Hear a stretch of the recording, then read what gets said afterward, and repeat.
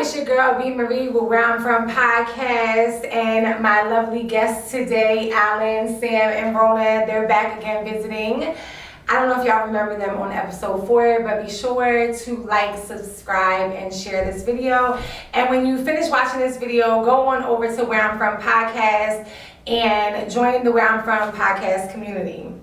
Tonight's topic is going to be healthy relationships. Tonight's topic is going to be healthy relationships. So what inspired me to want to talk about this topic tonight is because there are so many relational things going on around me, from clients talking to me about their relationships, from my friends getting married and having good relationships, to me losing a spouse and not dating, to what's your status? Chilling. I was chilling. Last year he was single, not dating. So I just truly want to learn more about what healthy relationship looks like. So I just decided to do this topic tonight so we can talk about that. I did take some. ChatGPT has been my best friend. So I have an outline for us to talk about that tonight. I first want to thank y'all again for being here with us, with me.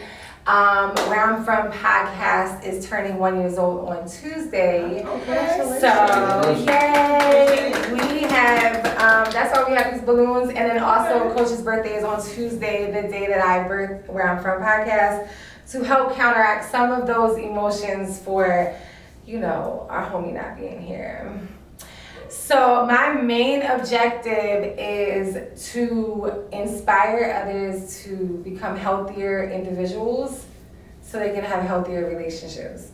So I always talk about that. I always talk about how you have to build your own self up, and that's when you can manifest and, you can manifest a healthy relationship.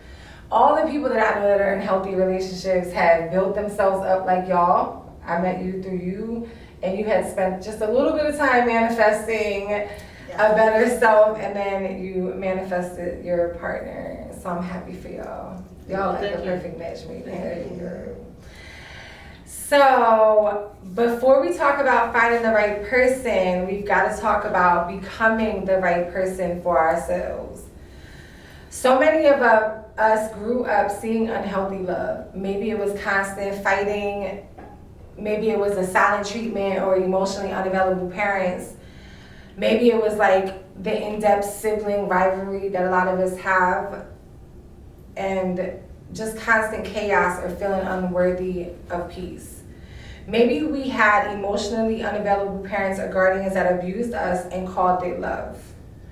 Today we're going to talk about how to reprogram ourselves from unhealthy upbringings, build a strong emotional foundation, and create a version of love that feels safe, starting with the love that we give ourselves. So basically that's what tonight's topic is going to be. So I'm just going to go through the outline and just ask a couple questions, and then we can just give our perspective on what we grew up knowing and seeing what love was. The last thing that I want to say on that is that sometimes when people are in certain types of relationships, people will be like, oh, that's not love. But in my perspective, it is love. It's just the love that we were taught how to give. And that's just my perspective, whether that be healthy or unhealthy. And unfortunately, some of us, like myself, lived a long time where I only saw unhealthy relationships. So my question to you is, what did love look like when you were growing up? Like, what type of relationship examples did you have in your life, Alan? A healthy relationship I saw growing up.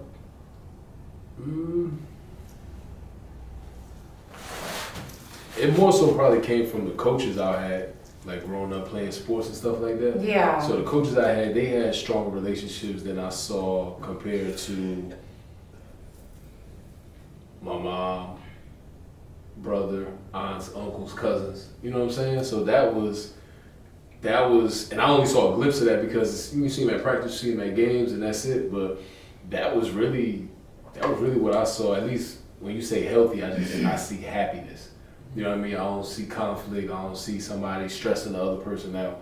So that's really the only examples I really had. That was only from like catching like a little glimpse of it. Like, you know what I mean? Catch lightning in the bottle for a second because you only seen them for that much time.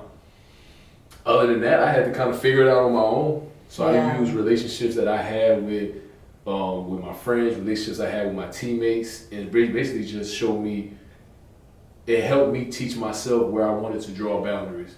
And that just came, well, that was for anybody across the board, from teammates to friends to all the way up to my mom. You know what I'm saying? So as long as I was able to create those boundaries, then from there, it's kind of like, I don't mind starting from zero and going up rather than starting in the negative, having to build to zero, and you know what I'm saying? So, yeah, to answer your question, it just came from coaches. So you learned from your coaches like what a healthy love looks like, so that gave you the standard for when you look for intimate relationships with a partner for your life, or to date. Yeah and no, because it's like, in order for it to be a standard, I feel like you gotta know a little more than a smile from the sideline. You know what I'm saying? Like, he's coaching and she's just right there behind him, and she's there after practices, and some games she's giving us like little treats or food and stuff like that. So I wouldn't say it was the standard. The standard for what I felt like a relationship was, I learned that from my brother, like I was telling you about. Yes. And then also on that note, I feel like even if you don't have like the standard from like watching like a couple, like somebody being married or something like that, you can know what like feels good to you, like what spaces you feel safe in, like what type of conversations and interactions you feel safe in.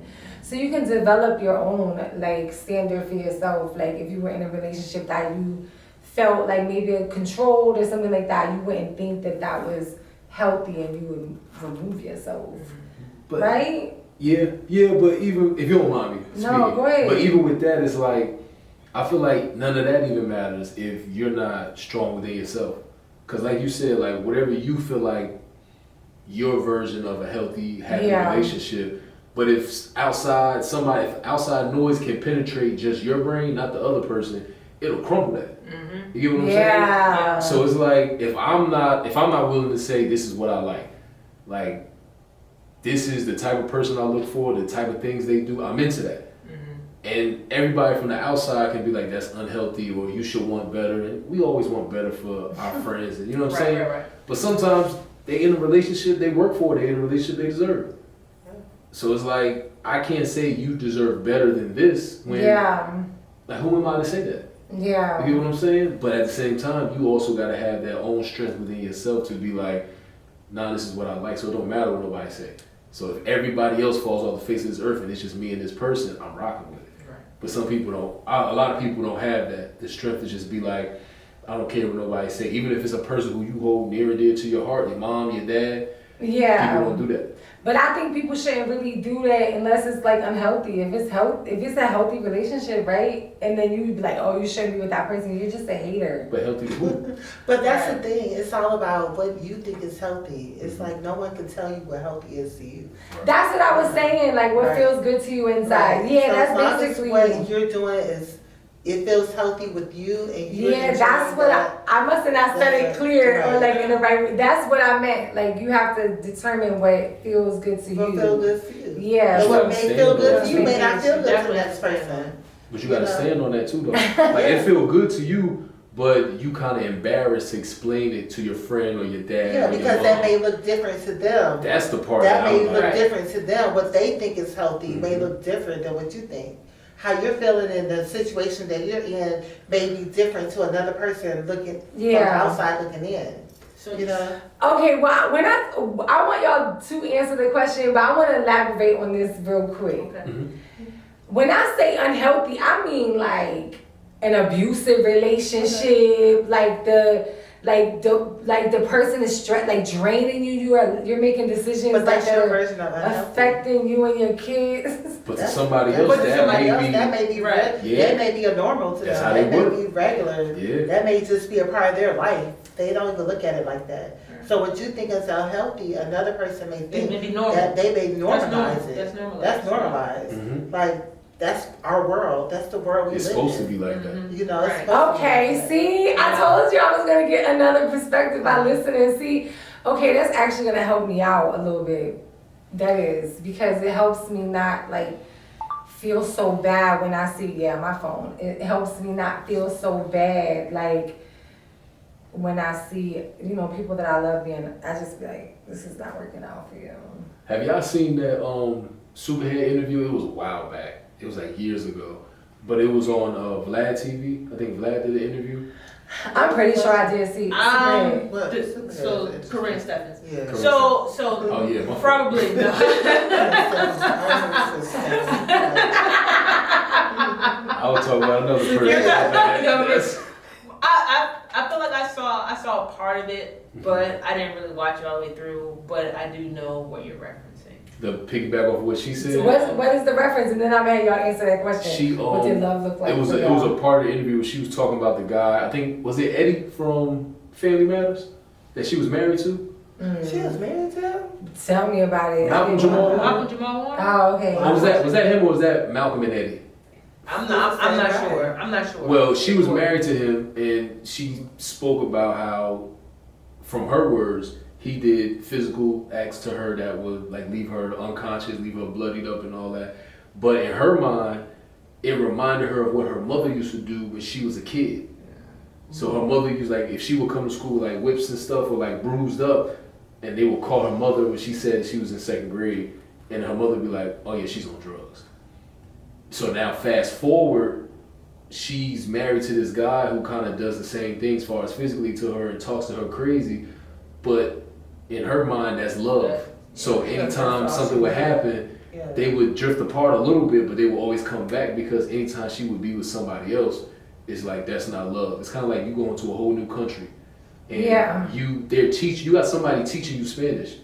Your tutor who's teaching you Spanish they're a great tutor. You know what I'm saying? Mm-hmm. But then, and now you learn it, you kind of get comfortable with it, and this is your new norm. But then as soon as somebody comes over 6 months later and they go, hey, what's up? You like, oh, it's like that second nature, like I can just speak English. Yeah. This is what's normal to me. That's why she would always go back to the abusive side, because she felt like that was normal love for her. Mm-hmm. So outside looking in, hard to say that she deserves better or she's wrong. We all make choices. That's the hard part for me though, because I know that is real and that choices that you make bring you a lot of consequences.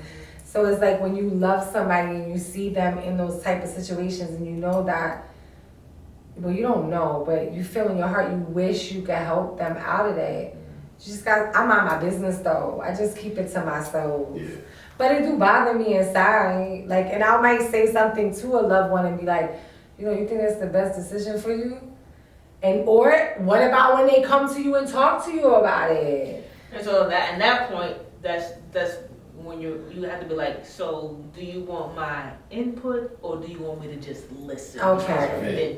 Okay. All right. So you have to really ask those questions, because I'm like, well, damn, bitch, I didn't come here to hear all this other stuff. I just wanted to listen. So you have to engage and, hey, do we listen or do you want my input? Mm-hmm. And then I always think about, like, could anybody, like, really help me out of situations when I was in it too? So it's like, no, because you feel like you in love. Right, exactly. You don't think so? No, because to answer her question about, like, how we love and, like, our environment.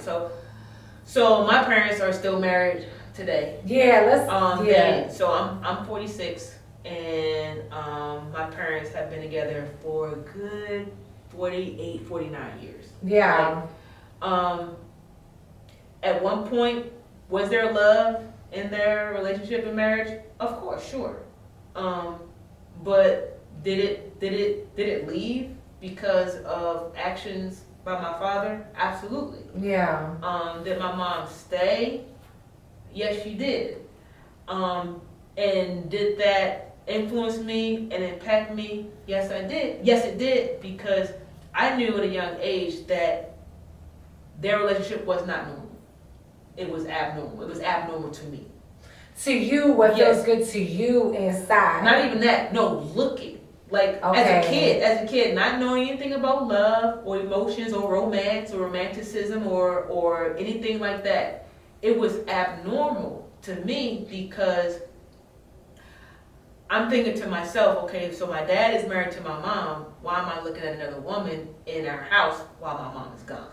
Okay. That to me seems abnormal. That to me symbolizes something's wrong. It should not be like this. And so I told my mom what I saw, what happened, and you know what I'm saying, arguments would ensue.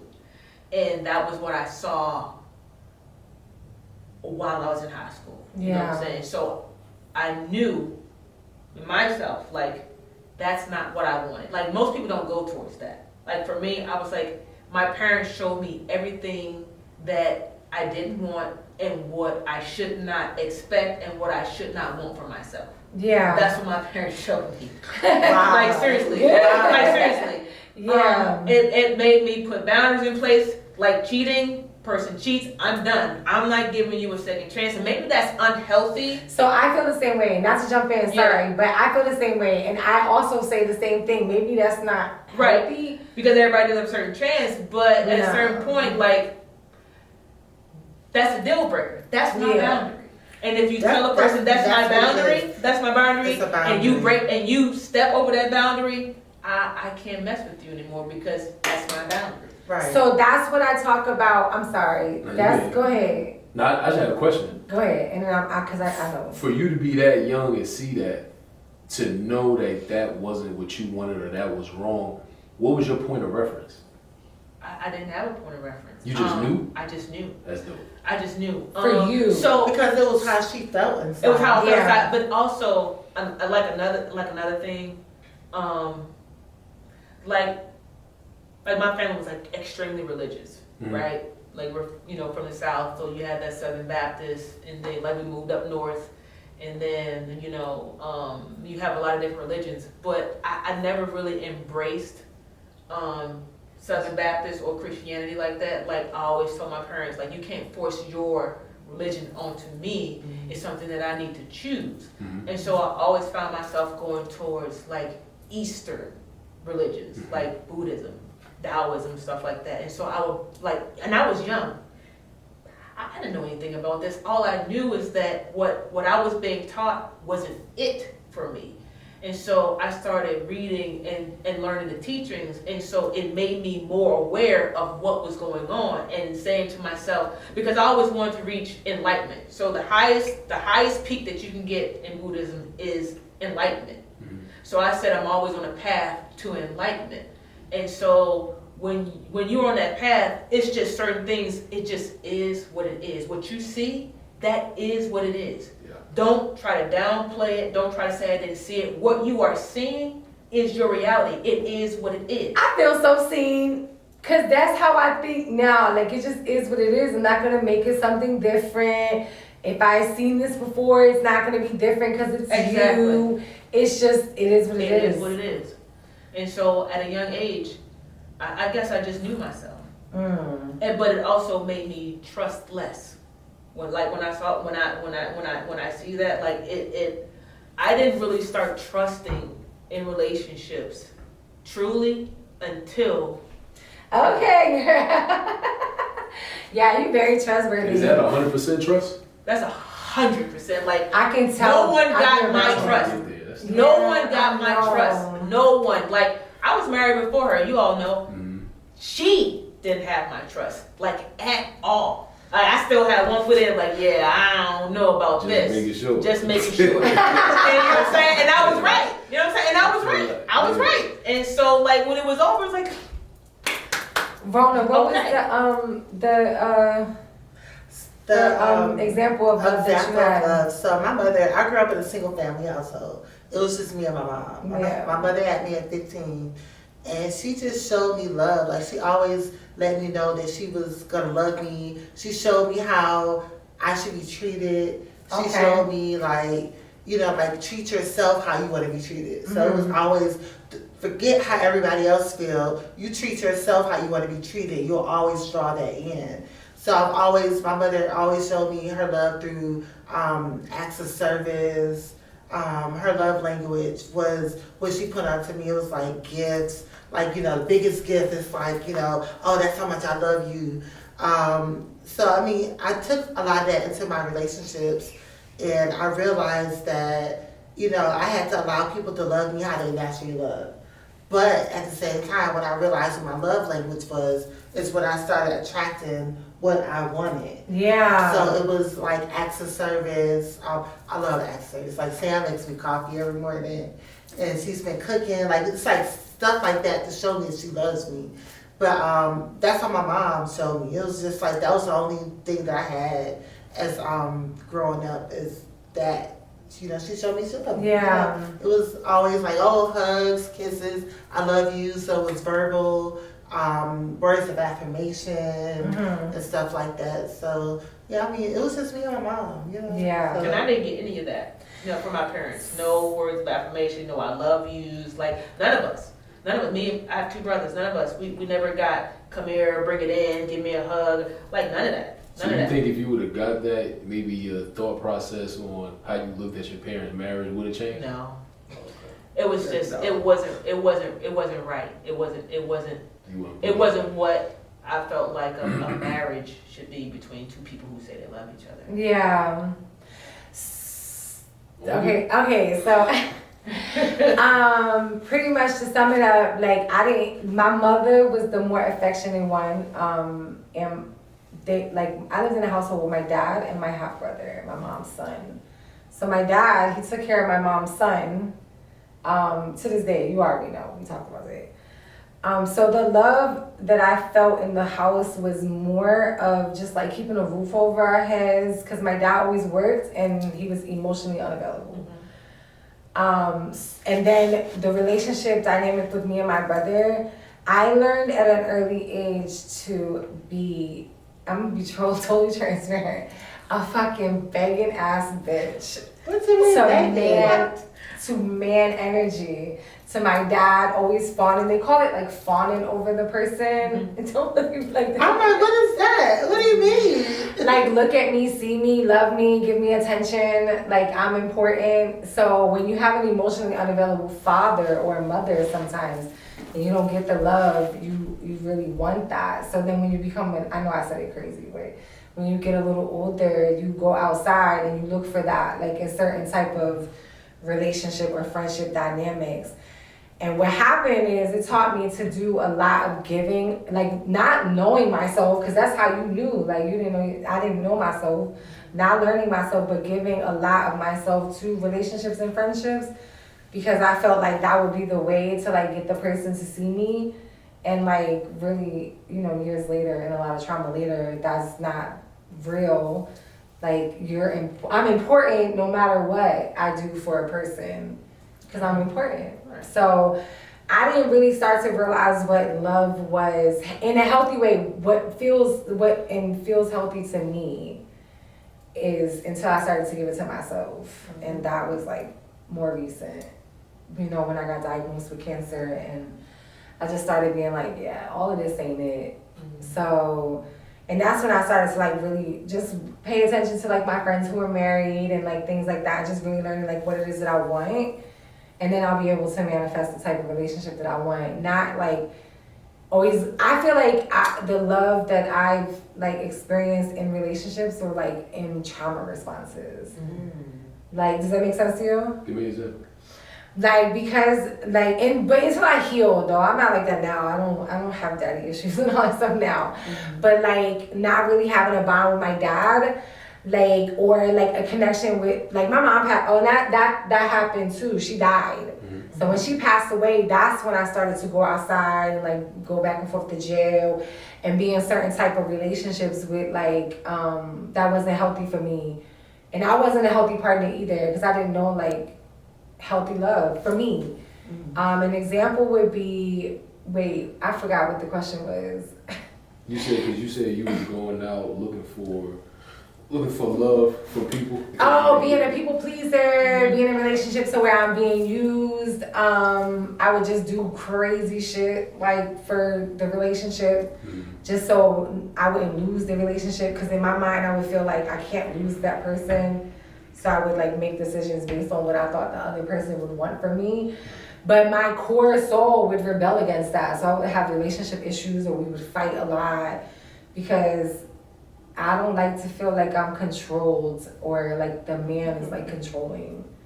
So I like for it to feel free. But not like free to like fuck around. No, like partner.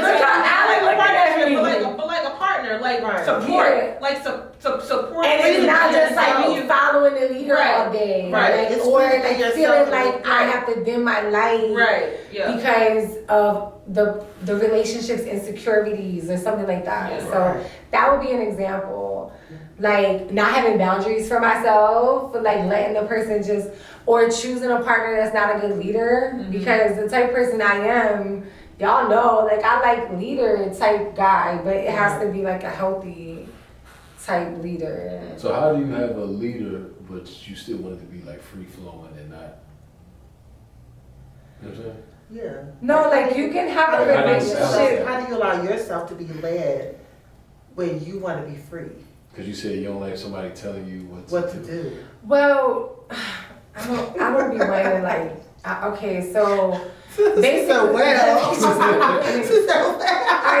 Alright, so like, okay, so I will give you, okay, this is good. I'm gonna give you a healthy, I'm gonna give you an unhealthy example, and I'm gonna give you a healthy example of what it would look like for me. Okay. So I would be in a relationship, let's just hypothetically, I'm in a relationship with a guy who's a leader. But when I go to do my recording, he's not just like choosing my topics, telling me what to wear, like do it this way, do it that way, instead of being like, you know, just like you can give me advice, but somebody who really just trying to give me the outline of what I need to do every day, all day, because they want to have a certain type of life experience. Do that make sense? Like I know how to be a submissive partner and like let a man lead, but it's like so you don't want someone telling you what to do. You want someone to collaborate with you. Yeah, collaboration. Be supportive. Right. Or like know that I have my own career and you have your own career, and then like instead of being like you should do this, you can actually ask me and be like, how do you feel about this? Or you know what, babe, I thought about this last night. This is an idea for you. Not like this is what you're doing tomorrow. You gonna do this and you gonna say it like this. Yeah, like I don't like that type of control. Telling you what you gonna do. Like I don't want a person to control me ever again. Oh, you felt controlled at one point. Ever again. Okay. Girl, you already know we talk. Don't play around. Okay. Don't play around. You felt like that at one point. And then so you know that's not what you want. No. Right. And yes, in reflection and hindsight and meditation and therapy and all that stuff, I know what the difference of it is.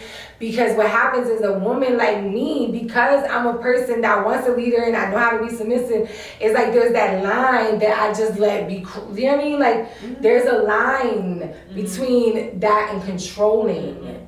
Because you give your whole self to the relationship, like we rocking it out, fuck it, we Bonnie and Clyde and shit. But if I'm doing that with somebody that's not taking care of their mental health, that got multiple faces but only showing one face, like that's keeping everything inside, that's not going to therapy, that's not working on themselves, and I'm just giving all of myself to this type of relationship, that won't happen again.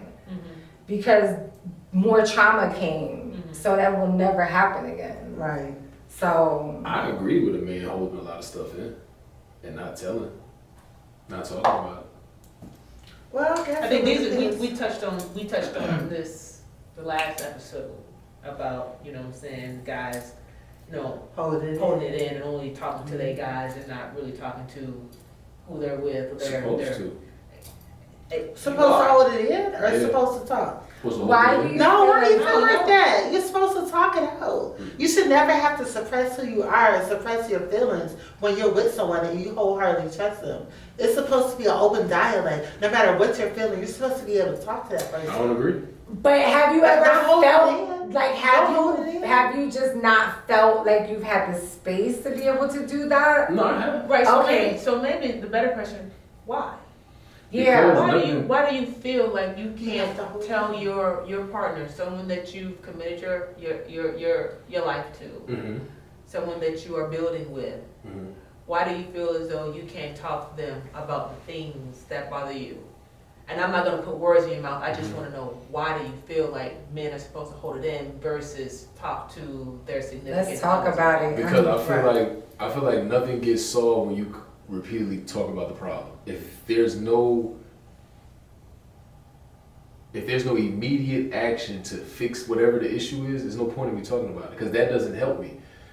Like by me just talking about the problem over and over, it just gets me more and more upset, especially for the fact that I'm not able to find a solution or able to whatever. Even if I do find a solution, I'm not able to fix it right now. So for me, I don't want to talk about it because nothing happens. It feel like we just it's like we have like a little powwow. We don't need to talk about something else. Now we can talk about your feelings. I'm super open to that. But what if Yeah, do you feel ever like sadness or depression or something that you feel like you're just gonna hold it inside? That's what I'm specifically talking about. So wait a minute. So what if, let's say you just feel I already know how this is about to sound. Come on. So what if, and you just say, you know what? So you in your head, you like, fuck it. I'm just gonna tell her what the fuck I've been, thinking, what the fuck has been bothering me, right? Mm-hmm. And so you express it, right? Yeah. And they listened, and they're looking at your body language, they're looking at your, your emotions, like tone, like all of that. And then they listen to you and they say, well, you know what, babe? What about this? How about this? How about we do this right here? Because some people are solution based. They are results based.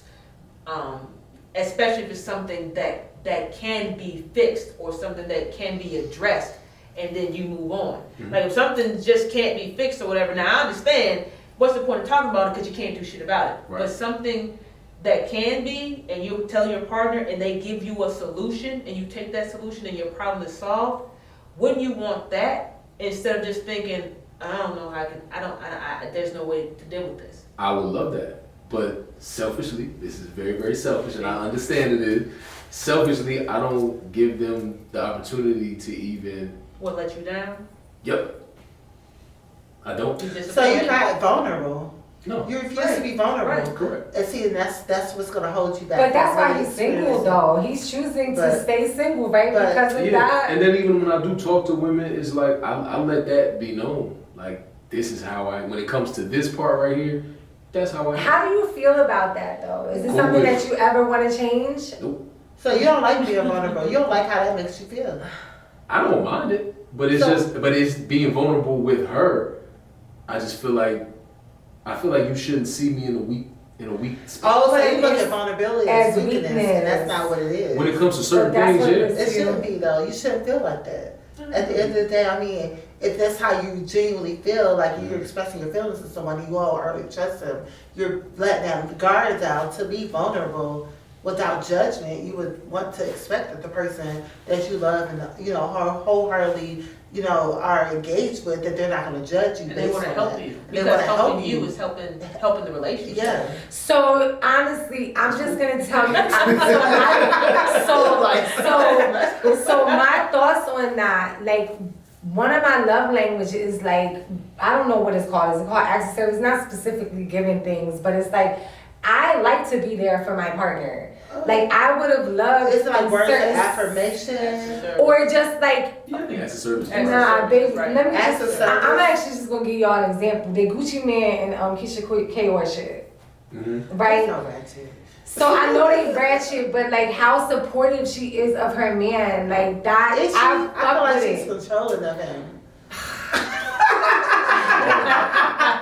I don't think that she's supportive. I do feel like she has that controlling energy. But he doesn't have a voice in that situation. This is what it's going to be. I can see that. Because the thing about it, see, this is where he messed up at. And we just be on this. You can probably cut all this. No, it's just because I was trying to give you an example of like how you show up for your relationship. That was a controlling situation. Make sure the public don't see. She found out a way to capitalize on it. And she told him straight up, this is how it's going to roll, and this is what's going to bring us whatever it is that we look for. I can see that. I need you to shut the fuck up. You are. So that's alright. So she actually like the type of man I'm not gonna date no more. Right. You got cosmetology license. We gonna do this with it. Right. But to be honest though, Can't say she was wrong. She was wrong.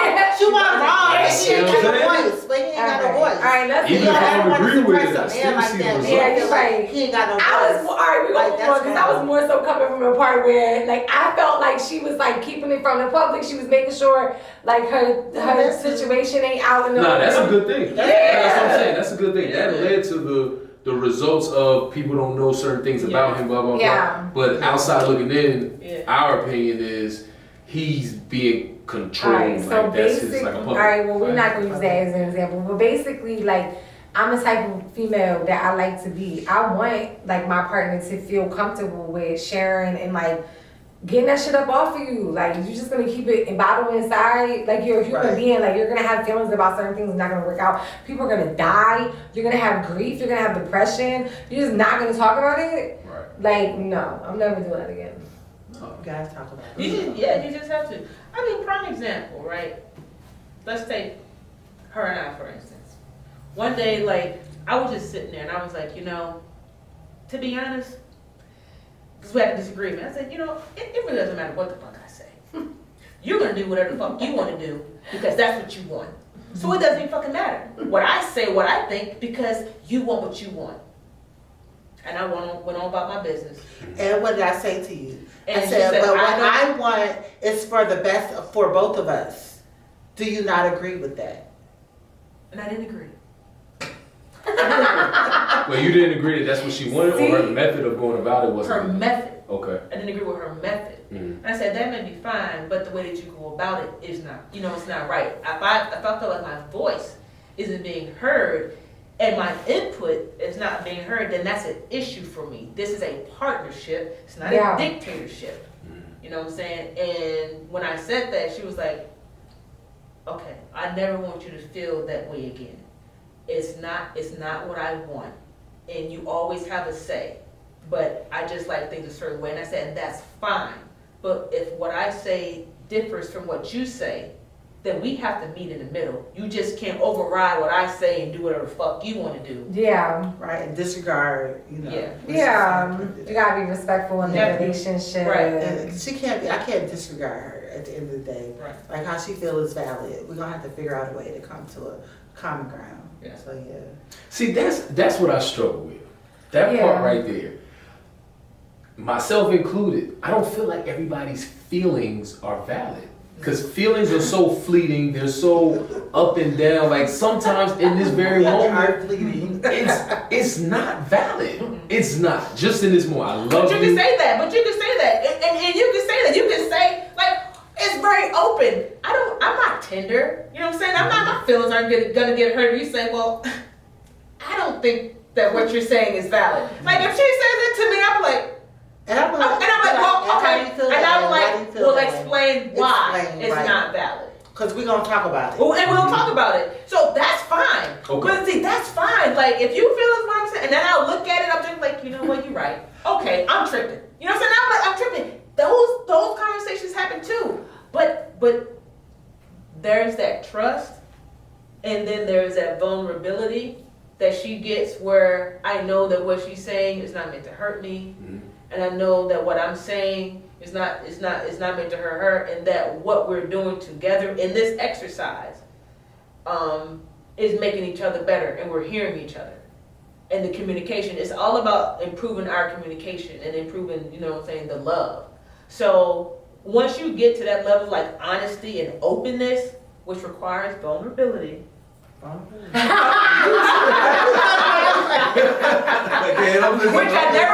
I never was until 40. Mm-hmm. I was never vulnerable with anyone. You got a few more years. I got some time. Yeah, you got some time. And you will know, like your body will tell you, oh, this is good. This is good for us. It makes you feel. Your body will tell you, this is good for us. If your body never tells you that, run away. But when your body says, this is good for us, listen. I like it here. I like this. It told me that, but I fought it. Wow. Oh, like in a relationship that you had? Brand new. Like, it was a moment. You were scared? I guess you can say I was scared. Oh, so you just didn't ever go on with it? Well, I fucked it up. Yeah. She going now. She probably about to get married and all that shit. Shout out to her. You know what I'm saying? But yeah, that one. That's one. if anybody asked you, I don't regret shit, but it was like, is there one that got away? It's always the one that got away. There could have been one that got away. Mm-hmm. I mean, this is looking at it from years later. Who knows what's going to happen 10 years from now? Right. Her situation, There's always my going to be situation. two. There's always going to be another. The sun does shine twice. Is it twice or is it 3 times? Because I was just watching the Bronx Tale the other day and he said 3. No, it's not 3 times. It's not fucking 3 times. It's twice. It's only 2? It's only twice. You gotta make So that you can get one second time around. and then you'll get blessed a second time. What does that And then it's That's up it. to you. Meaning that you'll realize You can fuck up you can once. fuck up once and you then- realize you fucked up. So when the second time come around, you have a choice to make.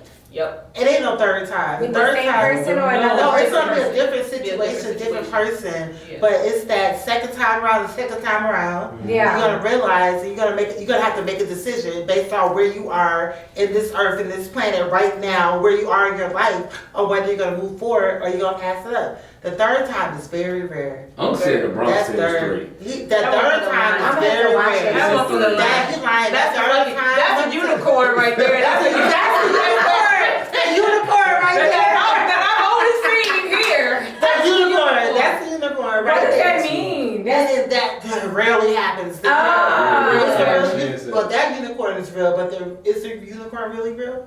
Not really. No, but look, But ain't no third time. You gonna get a second If you time. fuck up and Once. you had a good person and you fucked that up, you'll get one more chance to find better, either equal or better than what you fucked up. You got to jump And on you it. have to jump on. She was number 2, and when I saw it, I was like, oh no, I'm not fucking this up. Yeah.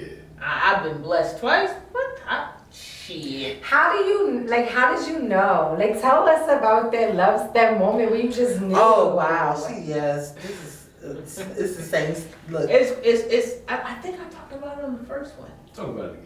Okay. Yeah, like how you knew. Like, When we met, so our conversation was good. Well, She did the rape. I remember. oh yeah, they had that spiritual connection. right, Yeah, right. we did. That was Yeah, but like when I got on Plenty of Fish, I'd never been on Plenty of Fish ever before.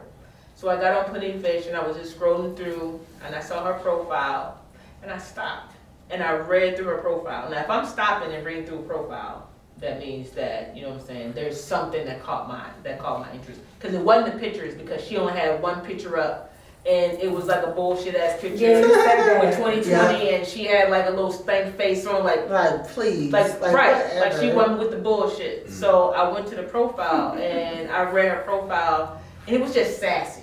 The whole profile was just sassy.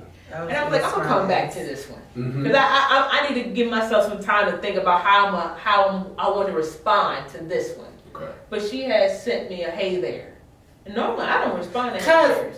So here's the thing. Why you don't respond? Well, because POF tells you who looks at your profile. So I saw that she was able to look at my profile, but she didn't leave a message. I was like, okay. So I put a hey there. Hey there is just, to get the conversation started. Yeah. But hey there is just I have something a you push. question. It's some bullshit. It's Like bullshit. hey there. There's no thought into It's it. like you fishing. We're gonna see if this hey there gonna pull you in. Hey there's don't pull me in. Yeah. It's bullshit. Normally it didn't. So My I hey there pulled her in. Because I read her profile. y'all have sparked a question for me. Okay. Because a couple clients was actually talking to me about this week, and I have my perspective, but I'm open because, like, what do I know? Like, so y'all are 2 females that hey there, but what is y'all perspective on, like, the woman pursuing the man first? If you're dating and you see yeah. If If you're dating and you see a guy that you like, yeah, hey, shit, you know what I'm saying? So you the spark, let me tell you something, a lot of men, I'm not saying you, but a lot of men will, I don't think that they'll ever admit that they like being chased by females. You know what I'm saying? They like being pursued by females. Because at least we know the feeling is mutual. Yeah. We ain't got to find out if you really Right, trying they to gotta fuck guess. They're like, okay, I know she fucking with me. I know she fuck with your boy. We got that part established. Right, I know she likes From me. there, yeah. So now I can be who I'm gonna present because she likes me. Right. So that's yeah. So a woman who knows what they want from that aspect, and they go after what they want, like dudes be liking that shit. Like Okay. they'll never like he'll say what they like, but most dudes are like, I mean, it's so good, it's cool. They want to be modest and shit. No. Yeah, I like that shit. Yeah. You know what I'm saying? See, like he said, no, I like that shit. Okay. All right, well, I don't know. What you mean? He just told you they like that shit. But it could be something simple. It could be a modest aggression. Okay, one time me and my homie was in a cigar lounge, we kicking it, and it's a good example, but it's a bad example at the same time. Because the woman. Okay, so it was a lady that was sitting across from us, not paying us no attention. She had a cigar, had some whiskey in over there. She was fine, motherfucker though. Okay. So she was smoking a cigar, and the next thing you know, we get a plate of wings come over. So we like, oh no, we ain't ordered. It's like, no, it came from such and such. So we look over. She had a cigar. She winked at us. She winked. That's. So I'm like, that was She made sure my stomach right. So we said thank you. And then next thing you know, this is the bad part. Her husband comes out the bathroom and sits down next to her. And once he got back, we didn't exist to her. Like, we not even over there. But I thought that was the coldest shit. And when afterwards, she got up, it was over, he grabbed the coats. She stood up, he put the coat on her, and she looked back at us, and it kept walking out. I said, that's goddamn. That was sexy. That was funny. That was fine. That She said was there's some wing. The exact order. He had, like, let's say he had hot and I had lemon pepper. 10 hot, 10 lemon pepper. That was hot. That's fine. That was hot. She was an old head. She knew she was fine in the motherfucker. She did. She knew she had it. Young fine boys. Yeah. Right her. Let me let these Y'all doing good. We over here like, damn. So, but that level of it, like, to let that's you know. Sexy. That wasn't overly aggressive. It wasn't That you're overly interested. aggressive. It was just enough. See, the thing about it is, like, you have She to had be a just the little right amount entertainment of aggressive for for the a guy. night. Yeah, you gotta be just the right amount of aggressive for a guy. See, Because too much would turn him off. Yeah, so see, if she didn't have a husband and she had sent that, then that would have sparked the conversation. Yeah. Oh yeah, that would have definitely. One of them would have definitely came back shot over their there, shot. like, you know, like, what's up? You know, Right. what you drinking? Right. We had rock, One paper, lady scissors. about- Right, yeah, y'all. They would have definitely. One of us. Yeah, she slid it to the table. She was Right. She choosing. said wings for both of us. When Right. he looked over, she winked. We knew she was winking at. Right, but y'all could have found out if she had a husband. Right. Yeah. That would have been a nice night right Yeah. there. See, you That was know. cold, mama. You see? Yeah. That was cold. I'd have been in somebody's wheel right now. That was a cold piece of work right there. Yeah. That's crazy. Let me check this time though. So I could just stay on track. Okay. You good? Yeah. All right. You didn't want to do your phone? No, the phone, that storage full. I thought I cleared it out, but Oh, no, we okay. still got 45 minutes though on the camera. It's We perfect. be going off on tangents sometimes. I Yeah. apologize. 'Cause I know you be having your No, list she of might have to questions. break it up anyway. Oh, no. Don't do that?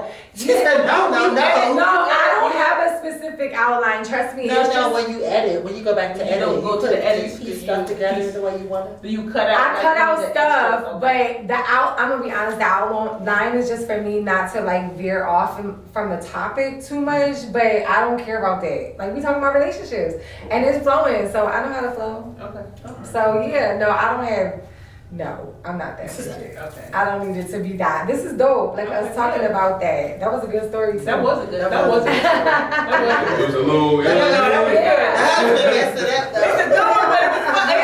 She was doing some fuck shit, but it was still Yeah. a fucking It was story. still a good, like, what if she did? Yeah. But if she And that did, was we the knew situation. that, yeah. And that's what he's saying is that kind of aggression from a woman to show It's like that sexy. she's Yeah. I see you. I see you. Yeah. That's interested. You know what I mean? Like so. Like he You can Yeah. be aggressive like that, but He's a fool. you know, he's like, damn. Okay, Yes. at least a man knows. Okay, I know she feeling me. Mm. That's one X. Because men have to figure out a lot of stuff when But they come damn, in. is she? They always have to figure it out. I don't Yeah. know. Right. Nigga, you But down 250 and I'm over here like, hey, you got $50 left for us. I ain't answering no text messages. I'm down 250. Down 250. Well, women, it's a little different because when women like each other, they automatically let each other know. Yeah. Ain't no guesswork. A woman and a man is totally different from two women. Can I Yeah. ask a question? Is it the same thing with a man and a man? As it is with a woman and a I woman? had no I don't idea. know. Men are real freaky, so I really couldn't tell you because sometimes they just be wanting Sometimes they fuck just want anyway. fuck. So it's like, we gonna fuck, and I ain't never talk to you no more. So it's a different type. It's different with men. Yeah, because you said that in the last episode that you could just fuck and no. Oh yeah, he did say that. Yeah, he did say that. But men, that's all they can do. They're like, we gonna fuck and that's gonna be it. Right. But with women, it's like we want the whole passion, we want the whole, everything. I'm not gonna say that. It's all about intentions. Yeah. It's intentional. Yeah. I was intentionally dating. Now, if I was not intentionally dating, I mean, any of us could be hoes on these online dating. So I actually don't feel like I can online date. I don't feel like dating? No, I've never. Really? No. Really? I've never done that. Like I said to you earlier, I lived a very sheltered. So how are you like? I didn't live a very sheltered life, but how I meet people, well, like how you already know, I was in one relationship to the next. I've actually never dated. Like, I've actually never, dated, well, I wouldn't say, well. You never went out on dates. I never was, intentionally dating, and, I'm going to see how this person is, how this person is, well, how this person. You just said you're not ready. No, I'm not. But in my life, I've never dated. I've never dated. So how'd you find the next person after the one relationship ended? They always pursue, I always run into them, and they so just they talk to you, and then y'all in a relationship.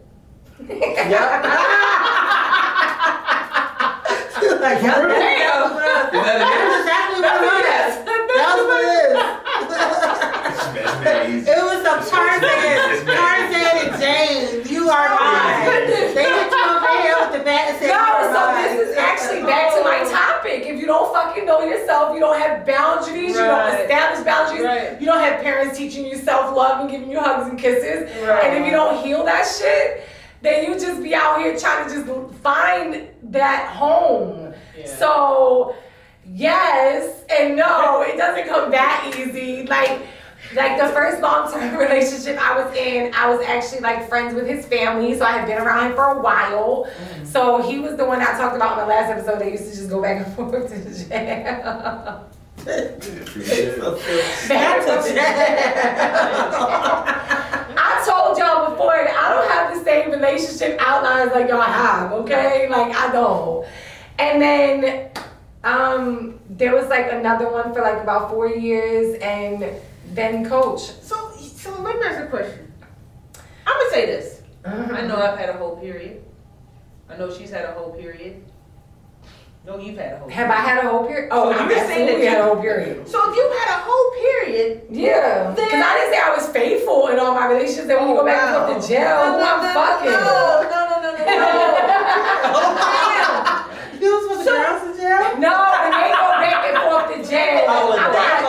I'm not celibate during that time. So wait a minute. I'm doing, and I was a fool doing books and all that extra shit, but still fucking around. But they were locked up. Yeah. But if they weren't locked up, you would have been locked in right there.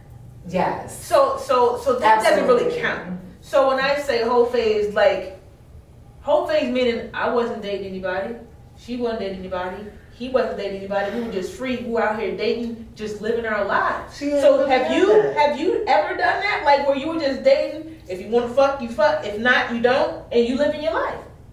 I would say single, strictly single, and you doing you. No. Damn. But I feel like I've had enough sex where I don't need a whole phase. I know I don't need. No, everybody needs a whole phase. Because you need to know what you. But am I fucking everybody? You don't have to. So just date. So dating a whole phase. Different guys. Oh, that's part of being a hoe. No. Dating and also having sex. So you do whatever you want to do. Your terms. I can't have sex. Your terms, your rules. Your terms, your rules. Always is your terms, your rules. If you go on a date, you say, yeah, I'm smashing tonight. Yeah. You know what I'm saying? You do that. If you decide after the date, yeah, I'm not really feeling that, and then you go on and you call up an old faithful. Mm-hmm. Hey, you want to come through? I don't have a roster. See, that's it. And that's sad. And that's ain't it crazy? Because I look like this. I have no roster. Wait, you saying she's supposed to have a roster? She is. I'm not saying you have a roster, but if you're everybody in a certain phase of your life, you got to start.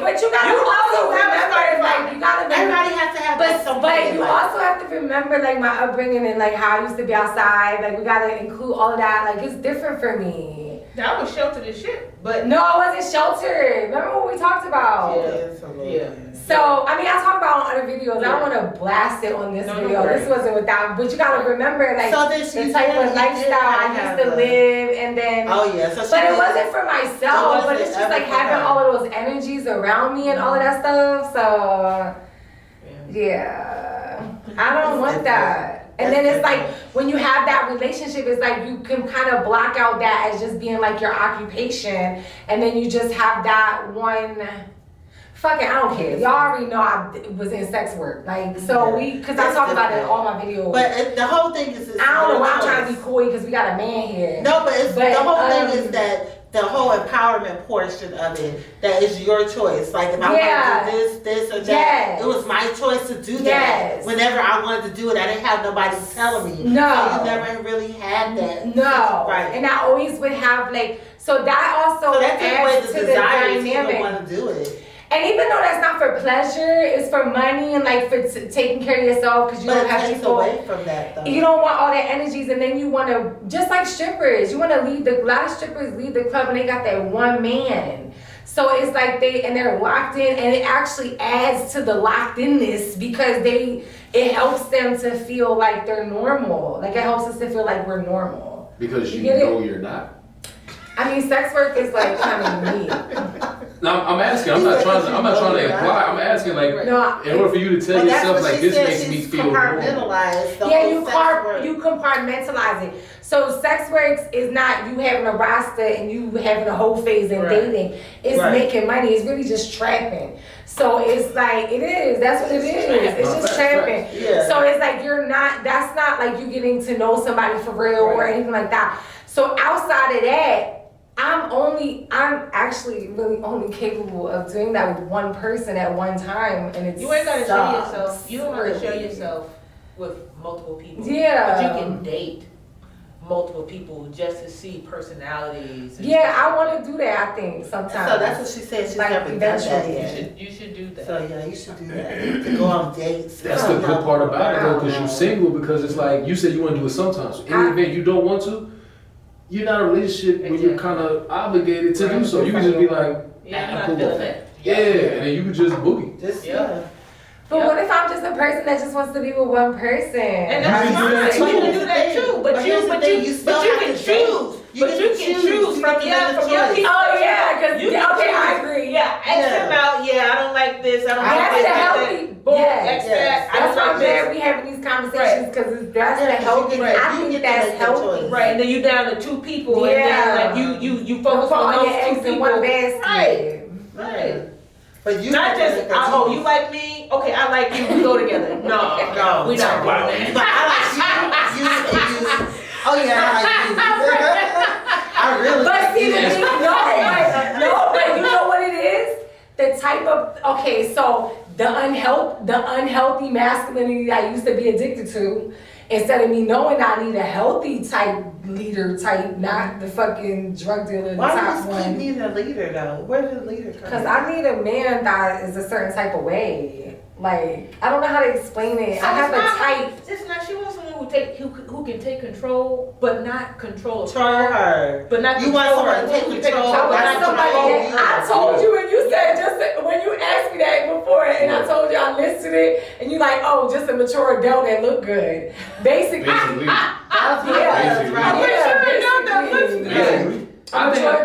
think I'm a leader, but because I give freedom to, I always want you to do whatever you want to do. Yeah. At all times, like do whatever you want to do, because that'll show me how you feel about me. Right. But at the same time, it's like we're not doing that. Right. So I can't really explain too much what I mean. But I have a type, but I know like that if I don't choose like in a healthy way, that it's gonna be another unhealthy. I don't know how to explain it. But how do you test that theory if you don't do it? If you don't do it right, you know what you like. And I'm actually learning more. So now you have to put that to the test. If you don't ever test your progress, you'll never know. You never know.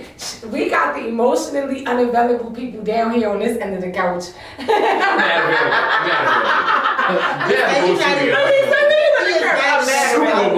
not vulnerable though. But he ain't vulnerable. You ain't hear about my shit, but all your shit, bring it here. He's like, right. He's like, I am not vulnerable, but I'm here for you. All your shit, bring it here. All my shit is in here. Your shit, come on. But that's the thing, you gotta be vulnerable enough to be able to let that guard down. He will be when it's right. When it's right. But you'll know when it's right. And he'll know when it's right. But he doesn't think that is something that he don't wants think it's to change. You don't want to. No, he's happy. It's attainable. I'm Way. just choosing not to. So do you ever feel like you will want to be in this situation, or do you think that? All right, let me ask you a question. Do you want a wife?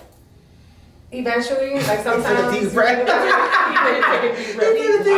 Because I know a wife comes with certain. That's what I was gonna. That was my So I can't question. say yes and then contradict myself and be like, I'm not gonna do this. Yes, so I can't say shit. I contradict myself all the time in this topic because I would love to be married one day, like legally married to someone.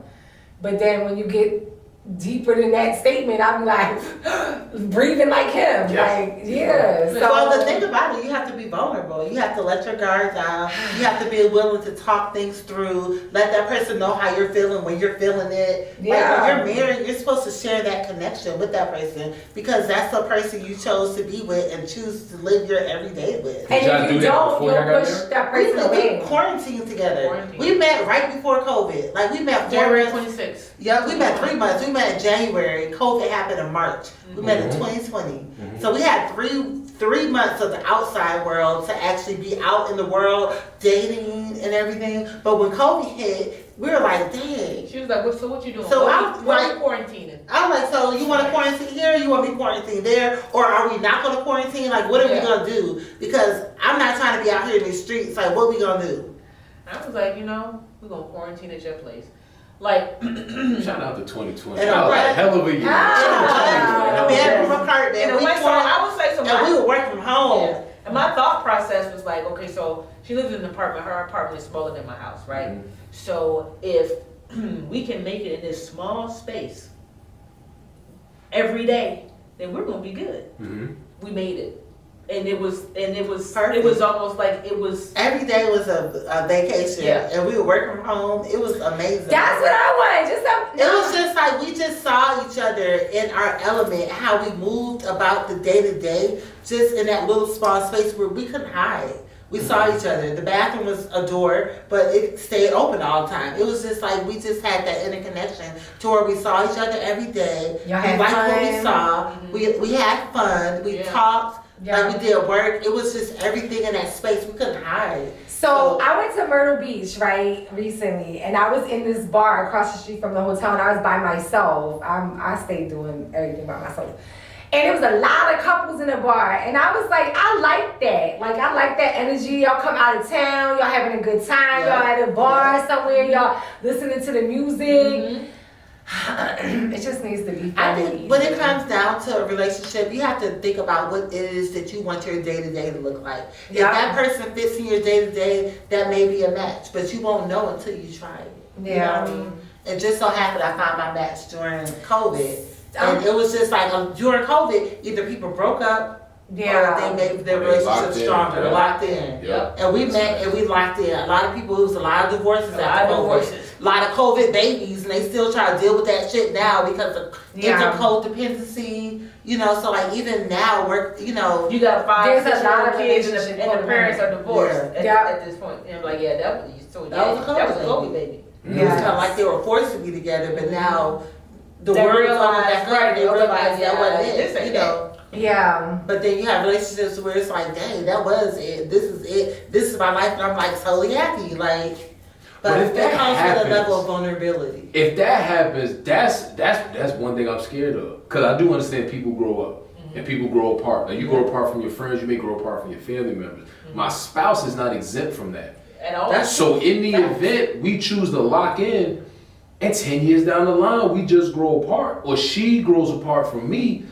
Me personally, I don't know how I'm gonna take that, and I'm tipping towards, this way. Hopefully it's just a bottle. But that's a part of life, though. You can't be afraid What you of mean that. tipping towards this way? Hopefully I just drink it away and I don't do all the But dumb why would shit. you even want to do that? Like, my whole thing Because is I'll a be part hurt. of I'll life. be But crushed. you'll get through it. And you'll understand why. You just won't. No, you're not. Listen, that's wrong.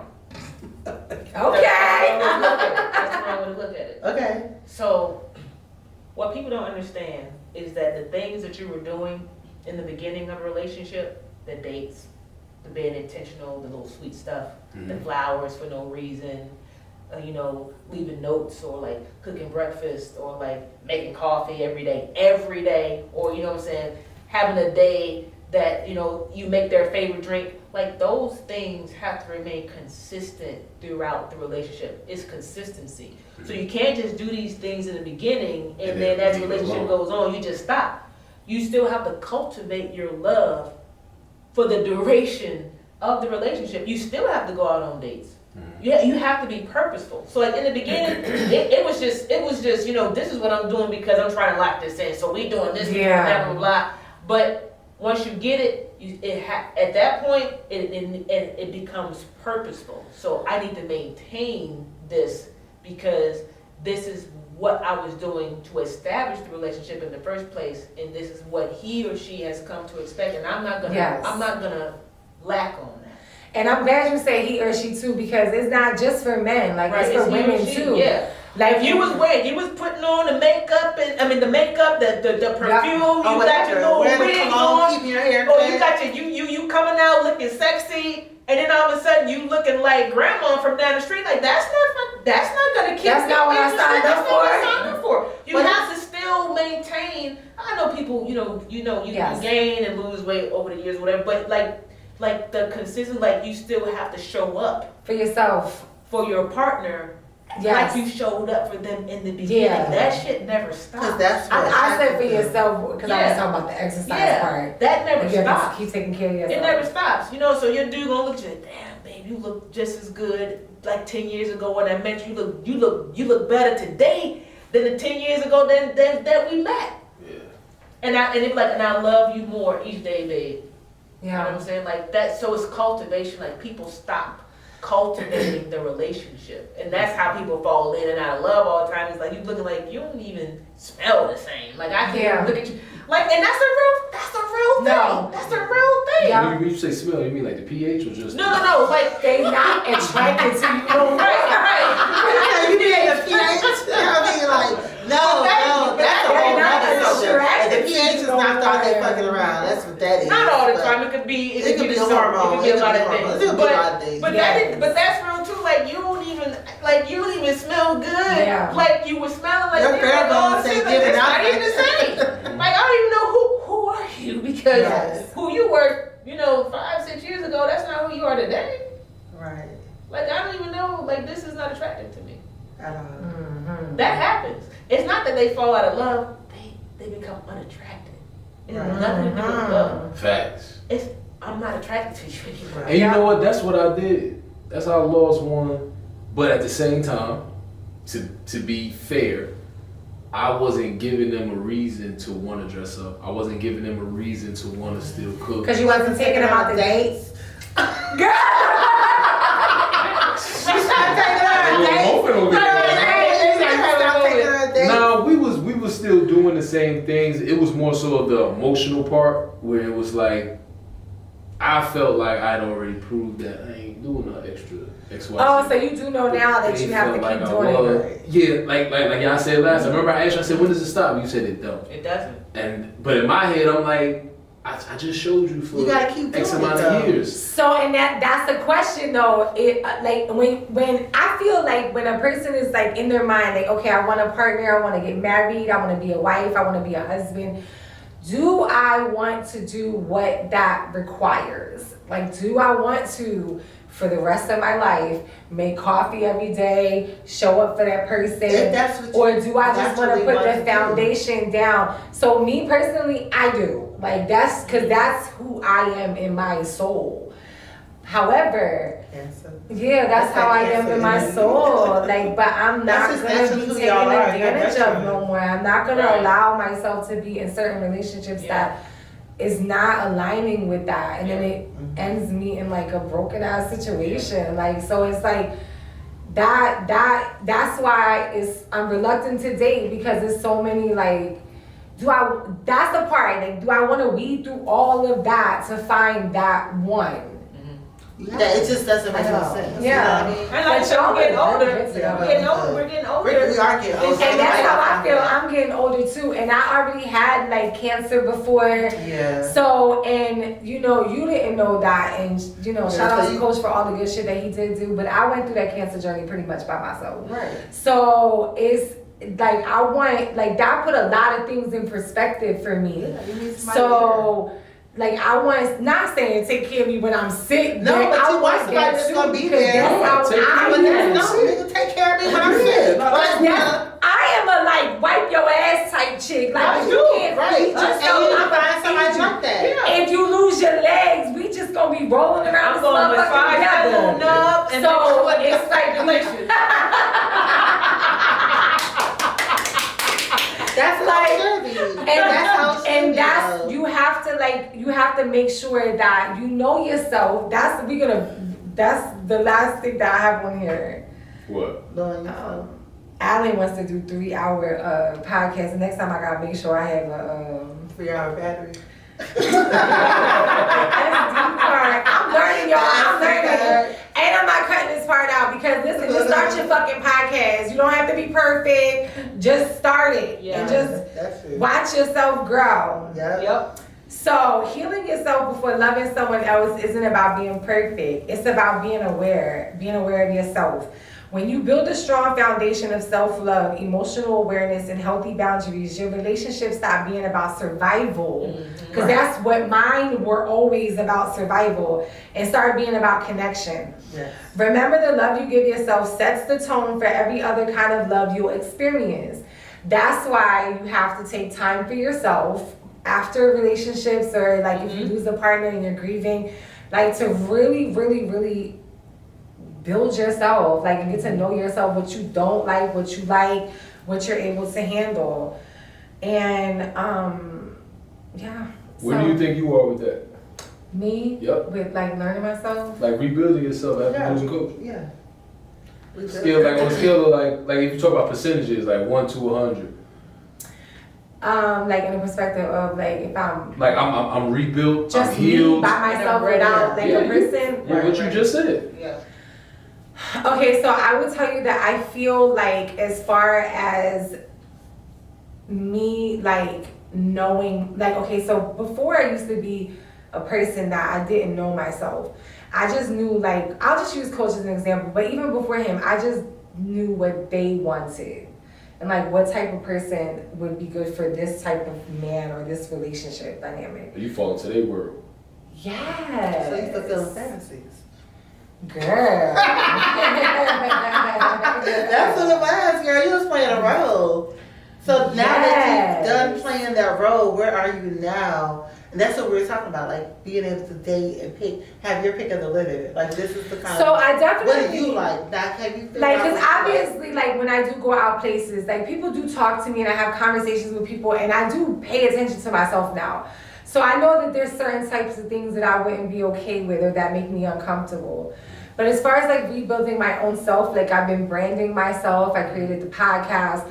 A lot of stuff I still have attached to him because we had like our careers together, but I'm moving more out of that. And like, even though Image Nation came from him and I'm doing the Image Nation Salon Suites, this is my baby. And I started this, and I started my healing journey like when I got diagnosed with cancer, before Coach passed away. So because I started gaining the tools, you know, when he passed away, I won't say it's been easy, it's been very hard, but I had tools already where I started to solidify my own self. And actually, a lot of me solidifying my own self, unfortunately, created a lot of conflict in that relationship. Because I was, at a certain point, you know, the light that everybody see, I didn't see, but they saw it. And you know what I mean? They might have affected, that affects people in certain types of ways. So I feel like I'm really good and solid when it comes to knowing myself, but I'm still like really like confused about relationship shit. Like, So give me a number. What? Like I would say I'm like between 80%. 80%? Really? 80% is enough That's to go out and good. start dating and It all is. that and not be uncomfortable. So you Yep. sure you at 80? You at 80? At least that's what I think I 80 is. I agree. 80 is you ready to start I'm dating. ready. Yeah. To start dating? To like really have your pick of the litter. You know what you want. I'm So just, you ready to start dating. It's I just, just you're not don't committing. want my You're not committing. feelings, like- You're not committing. So like- let us be clear. oh yeah, cause my You're not heart gets committing. so broken. You're just dating. Like, and then I gotta rebuild my heart again. And that's why we part of said life, you're not though. That's committing. But I don't, but honestly, That's alright, so I relationships. don't know if it's like, I don't know, I feel like the suicide added more to, like, That's the tragic. apprehensiveness. That's a tragic situation. That's a little tragic. So- I feel like really like, the toxic love, dynamic that we all had in that relationship, and then the suicide, it made me so broken and tired for a minute. So I'm like, you know what? But you I haven't know that never. wasn't your fault, right? That it had nothing to do with you. No, but no, I know that it didn't have. Well, I wouldn't say it had nothing to do with me, but the suicide was not my fault. It wasn't. But me being there that long was my choice, and I need to make sure that I won't put myself in that type of situation ever again. Well, you can say put your. I tried to be with somebody and his wife to Right. try to keep a man. So Yeah, there was a that's- lot of things that went on with that situation. So, and then previous to that, and me not being like a good person to be a wife. So I'm figuring all of that out. Because when I do do that, I So want when to you make say sure I'm be a good good. person to be a wife, like what does that look like to you? Like what do you mean by that? Not letting the fuckery go on, like holding my partner accountable, and then not wasting time on bullshit, like not having boundaries for myself to where things can happen and then it causes resentment and shame and all that extra shit. I don't want none of that shit no more. So what you do is to I don't combat want that. none of that. So what you do to combat that is you just make sure that when you are dating these individuals and you're getting to know them, that you ensure that there's no one else in the background. Yes. There's no one else in the background. There's no Because I'm baby mama monogamous. that they're still dealing with, like with the kid, you know what I'm saying? Yeah, we're not Like a doing none of newborn that. or something like that. Yes. You just from your experience, you just have to make sure that, you know what I'm saying, those things aren't present. So in this experience, I've learned all of that. Like, so I would say that's why I feel like I'm 80%, because I learned so much. Like, I learned what I'm not willing, like what's not cool with me, and I'm not gonna say yes when I need to say no, because I'm gonna respect my soul. Right. And then I can be able to love freely, and I feel like I'm letting shit just go crazy. Okay. So no.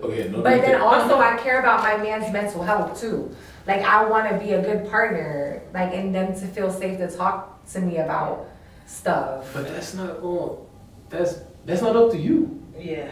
But Like, I wouldn't you choose a can man love- that doesn't talk about his shit. I feel you, but but I'm saying like the amount of love that you give me and the amount of conversation you give me, if I don't want to share, I'm not going to share. So it don't even matter. Like, that's what I'm saying. Yeah, like, that's what I'm saying. So at a certain point, like let's say I was dating a guy that's like this, right? Like going out on dates or whatever, and I have you number 3 on my roster. I'm gonna say, you know what, after a couple of dates and I know that about you, like we out to dinner, we talking, and you express that to me, I'm gonna decline from dating you moving forward, because I know myself. I don't want to date someone who doesn't. Okay, so How are you getting the shit off of you? Like, are you going to it? Like, you talking to your guy friends about it? Probably. All right, so I can see that. Like, maybe going to the gym. You know, men have the different. gym is not enough though. But they have a different Because outlets. coach worked out every fucking day. But it could be that, like I said, he said, until he feels, I guess, let's just say in the beginning, you just really don't know people. Yeah. Right? You get to know them, right? And you build a certain comfort level. One thing I know about guys make their minds up very quickly. Mm-hmm. They know exactly where to put you. They know exactly where it's gonna go. Like they know these things. I'm not a guy, but can you confirm? I completely agree. Okay, confirm. Well, I feel like they know these things, right? Yeah. So he knows. I go in number one spot. Right. He knows whether or not at a certain point they're gonna open themselves up to be vulnerable because they feel as though you're worth it. Yeah. Now in the beginning, you might not get that, but during the course of the relationship, if all of his other qualities are great, and that's the only thing that is your issue, I feel like is getting. So I actually have input on that. Because, okay, so I'm also, first of all, I'm 43 years old and I'm super aware and I have clarity. So if I don't see his character, like the guys, I'm pointing at him, like, if I don't see the guy's character, like, for example, like if you've been through shit and you ain't deal with it and it's causing you to have certain type of behaviors, I'm gonna see that shit. You will see it, right. Yeah. But if you fun and we having a good time and life is good and you're not being insecure or it's not coming out in other ways, then that's cool. Like maybe you know what I mean? Maybe it ain't that deep for you. Yeah. But if it's coming out other ways and you're not dealing with that shit, but you would know that. You would know that because they would definitely display that. Yeah. And you would like, that's toxic. And I'm not fucking with red flags no more. Right, exactly. Like so I've done it already in my whole life. Right. No one can hide from that type of trauma. And thinking you can fix it, can fix people. And you think I could just love them to like, you know what I mean? No, you can't be a part of someone else's healing. No, they have to do it for themselves. Can I ask you a question? With everything you did to take yourself, like rebuilding yourself to get from 0 to 80, what would it take for you to get to 100? Maybe if I dated, maybe if I went out to date. So that's so easy. Yeah, just go do it. Is it that easy? Like that's the answer? I don't know. She needs to collect data. So she has some. I didn't collect data. I need to test out all the stuff that I learned. Data was not in her brain at all, bro. She didn't collect data. I need to collect data. No. Yeah, she needs to put her actions. Right, that's data. So dating is you collecting your data. Yeah. Listen, let me just give y'all some hope because this time last year I was not even fucking entertaining this conversation. She was not. This time last year she really wasn't. I'm good on that. Fuck that. I'm good. Right. I'm good on that. She was and not this year here. you're entertaining. You were last year. Oh. Yeah. I also found that during being single and not dating as a female is very important for you to establish male friendships. Yes. Platonic male friendships. Yes. Because then you can get like the masculine energy and feminine energy exchange without feeling like you gotta fuck and do all this extra stuff. Like you can just be free. Right. That's what I do. Anytime I have like an issue, never go to my homeboys first. I go straight to my homegirls. Yeah. Cause they gonna tell me like, nigga, you tripping. Yeah, you tripping. You tripping. I'm like, but I said this. That's like, yeah, you said this, but this is what she said. Have platonic male and female friendships and don't be with a partner that does not allow you to have that. And also be your partner's friends. Like if they have that, like embrace that. Like that's healthy. That's what a healthy. You have to be around their friends. You have to be, like. Even if you don't accept their friends, because I don't like all her friends. I really don't. She really doesn't. But at the end of the day, I have a level of respect for them because she found something that she likes. It's really only one. It's really only one that she really doesn't care for. That one is a motherfucker, ain't it? Well, it's a friend of a friend. Yes. So that whole friend of a friend thing, you meet one person, like you got a homeboy, and then that homeboy got a homeboy, and it's like the fuck. Now we all three of us friends, like, but then that motherfucker don't pick right. It's just crazy. But anyway, the point is, shot after we this, talk, we vocalize how we feel, and we talk about things, and it's like we see eye to eye on a lot of things, and things that we don't see eye to eye on. We respect each other's vision and viewpoint of that situation. We respect that. Whether we agree or not, it's the respect level. Okay, I can see why you think like that, or you know what, I ain't even seeing how you think, but I respect it.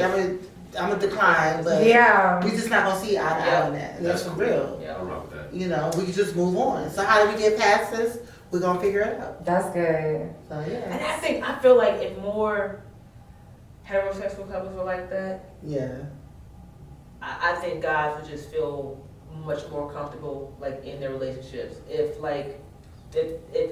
their significant other was like, hey, it's cool, that shit, whatever. It's know what I'm different saying? now. Yeah. It's different now. Yeah. Nah, it's mad. Like from what I've witnessed, I can only speak from my box. Right. But from what I witnessed, like the women will say, "I want a leader, I want somebody like control the situation. Let me just show up and be pretty. That's how I be feeling. Let me turn my brain off for a second and you yes. That's right? how I do it. I turn my brain yes. off. Like, I'm a blind for a reason. But it's like you don't even give me a chance to show you that because you fighting me so much on it, and it's like, bro, I ain't about to fight with you. Right. I ain't about to fight with you, bro. Right. You want to open my door then, dummy. Right. I open my door and take the trash out. The other day I was looking at my car and I was like, dang, I really miss having a man to take my car to wash it. Like, but the thing is, when you shut your brain off, if you don't have a healthy partner, they notice that shit. Right. And then they be controlling. But if you have a healthy partner, they're just gonna let you be a passenger princess. They know that you're the queen still, like, you know what I mean? And like, it can be a nice, good, fun experience. It's a fun. For y'all. It's a fun For them.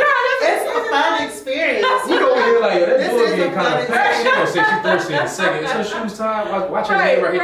right. Man, we over here playing crowd control and y'all just over here like, Exactly.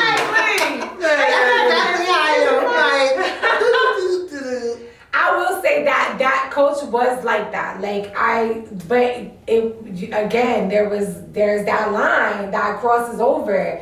So I know the qualities that I want, that I'm gonna take from my experiences in my life, and then the ones that I don't want, I'm gonna move away from them. Yeah. So this is what me and Rona are gonna do, right? What are we gonna So we're gonna set you up on your first blind date. On a blind date? We know your type. Did you say a blind date? You know my type? What's my type? Tell me what my type is. What? We gonna elevate from coach. I know your type. We cannot. Your body type. Right. I know your body type. I know your body type. I know the complexion. I know. We know what you like. We know what you like. I don't nervous? have. Well, I don't She have is. a You see, complexion. If she Like nervous, what? do that shit. I don't have a complexion. I just like black guys. No, that's what I Well, said. that's what I what said. she didn't want to say Complexion. black. Thank you. You know You can only get one. I'm just trying to keep it politically correct. I feel it. I'm just trying to keep it Say politically that. correct. I know you're. But look, and then I'm all the way with. Make sure they parents ain't ready. Make sure they parents. Look, you just trying to set me up on a date, and I'm over here in my mind like, No. make sure they mom like white girls. No. To make sure their moms like Like I can't even just go on a date. I told you, look I'm at so you, weird. She nervous. Yes. She got real flustered, Good. nervous. So Do that that's shit, what we're man. gonna do. And then we're gonna know what you. He's not gonna know you. You're not gonna know him. You're just gonna meet. It's just gonna be blind. Y'all just chop And it. y'all just chop it up. Oh my God, I'm so awkward. Okay. When did y'all make this decision? Right now. Just now? Just now. Y'all told each other? No. No, This is she what I just said that we're gonna do it, and I'm Because on she's board not. with I'm a it. Cancer, and I'm not gonna do it unless my homegirls or like my friends like kind of like force it upon me. Mm-hmm. Like sometimes that's the only way that I'm gonna do stuff. She's a Cancer. So I'm gonna do it. So I know that's. I- So if we force it upon her, You ain't got no choice. she ain't got no choice. Well, we'll keep y'all posted on when your girl. So I get her availability. So I have to get availability and Yeah. stuff like that. You gotta make And- yourself available. Yep. To give me I a make day that myself you're available. available. I would not like. I would Yeah. do it. So Straight after work. yep. Yeah. Straight after work. Like, am I working You the ain't got no phone? time to think. So bring your Well, clothes. you Yes, still I have don't to bring get my your clothes. I have to clothes. get cute. Yeah. No, that's how you gonna be 90% of the time, though. But cute. At work. Oh, cute. Yeah, they gonna keep getting my bad. They're cute at work, and no, right, you gonna be cute. So yeah. Yeah. All right, we'll try Yeah, it she out. got flustered. I know. But wait a minute, what you? Yeah. What you mean? That's We might talk about this off camera. That's what we're gonna do. No, so yeah, we don't. No, I don't care. All right. Listen, I I hear mean, about this. Cause we know, look, right. Shit, I wanna be in the restaurant, be like. Y'all might be a couple tables over. Like in the microphone, like, right. All right, so let's wrap this up. This has been a great conversation. How y'all feeling? Great. This was great. This was Yeah, because now you get to set me up on a date. Yeah. Yes, we're set So her that up is on a it, date. and then you can. Then your next episode will be how that date. How that date went. Yeah. Okay, so that gave me a challenge. There you go. Yes. They gonna get They next can talk to us episode about a date. topic right there. Yep. It's Make up there. sure. Date number one. Yep. What is that then? Nah, it's gonna be up there. Date Yeah. number one. Ah. Yep, date number one. You gonna take your Make sure y'all get a your good journey. group of friends too, y'all, because that is actually like what has helped me get to 80. And now y'all about to help me get to what? 95? 90, at least 95. Try to get you to the whole beam. Well, you know, I want to get married. Yeah. I want a husband. I do want a husband. You want that? Like She when does. though? Like you see? No, I don't you have a see the time 5-year limit on goal? when. You don't have a 5-year goal? But that's the end goal. No, I don't have no time limit. Okay. No. That's good. That's goal it. is marriage. Because I That already means you know that I'm a monogamous person. I like being in a relationship. I do like a relationship. You know, And I you don't like. want no poly shit. Fuck no. She already said She Sure, said yeah. that. No. And if you cheat on me, we get a divorce. Period. That's just how I am. That's I'm a never gonna deal non-negotiable. with that That's a boundary. anymore. A boundary. Yeah, Period. that's it. Hey, me too. I'm with it. Right. Nah, I It's a can't. boundary. Like that's it. Because at this point, like I'm 43, I've been through enough. I've put people through enough. Like let's just have a fun life. And like like growing up with chaos and toxicity and all that shit. Like mom was tired, and I just want to have fun. That's why I do a lot of things by myself because it'd be fun. I don't gotta worry about nothing. But when I was in Myrtle Beach, that was the first time that I forgot the end part when I was watching like my surroundings. That was the first time I actually was like, yeah, because you know, me and Coach, we didn't have fun. We worked all the fucking time. Like, we just worked all the time. Like, we hardly ever took vacations. So, I just want to have a fun life. Travel, we do all kind of stuff. Yeah. We have a guaranteed one every year for our anniversary. And then Yes. And then we always take trips, going trips like every yeah. like quarterly. Love is something you share, not something you seek to fill a void. That was a good part, too. But yes, everybody has their perspective on what healthy relationships look like and what works for them. I know what works for me. You know what works for you. Hopefully you don't stay single. That's your homework. You know what we need to use to fucking homework. Too. Your homework is being vulnerable. Being vulnerable. Allowing yourself to be vulnerable for the right person.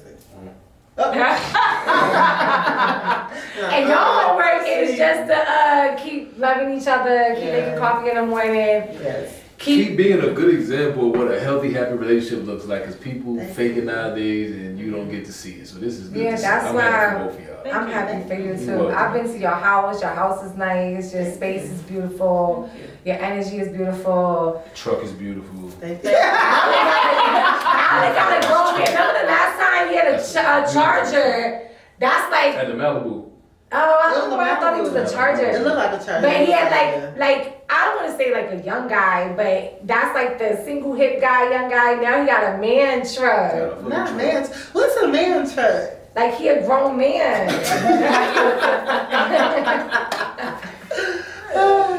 He grew up right before our eyes. All right, so that's it. We had a good episode today. Make sure y'all like.